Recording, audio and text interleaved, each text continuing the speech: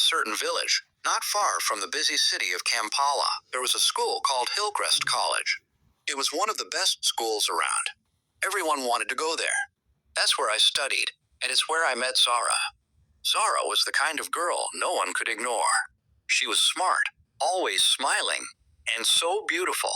Her skin glowed in the sun, and her hair was always neat. Teachers loved her. Students respected her. But even someone like Zara had struggles. Her problem was math. No matter how hard she tried, math just didn't make sense to her. She'd study for hours and still get low scores taught at home. The pressure was worse.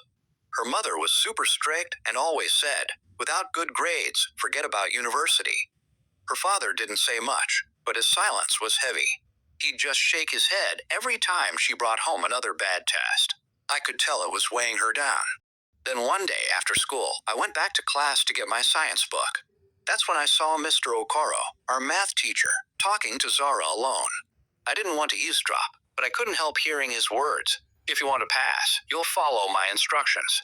You can't do this without me," he said. Zara stood still, then whispered, "Okay, sir." I left without saying anything, but my stomach felt tight. Something didn't feel right. Later that week, I saw her crying over another failed test. I walked up to her and said, "Still struggling?" She nodded.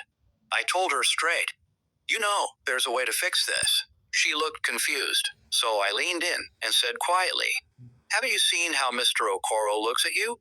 Smile at him. Be nice.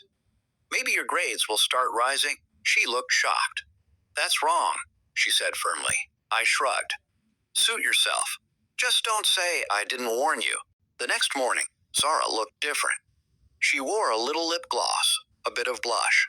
When she walked into school, people started whispering.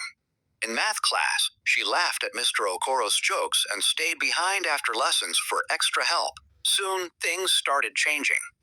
Her grades got better. Mr. Okoro gave her special tips before tests and treated her differently. Her mother smiled proudly. Her father looked pleased for once. And Mr. Okoro?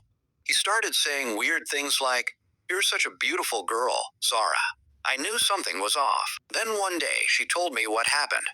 While they were studying, he touched her hand and said, "Relax, I just want to help." She said she felt scared, but didn't want to fail. Then he said, "I've done a lot for you. Don't you think it's time you show me how thankful you are?" Even though her heart was pounding, she said again, "Okay, sir." That night, she cried herself to sleep. Didn't take long before rumors started. Whispers turned into notes in her locker. Even some teachers began to look at her differently. Then came the day she was called to the principal's office. Her parents were already there.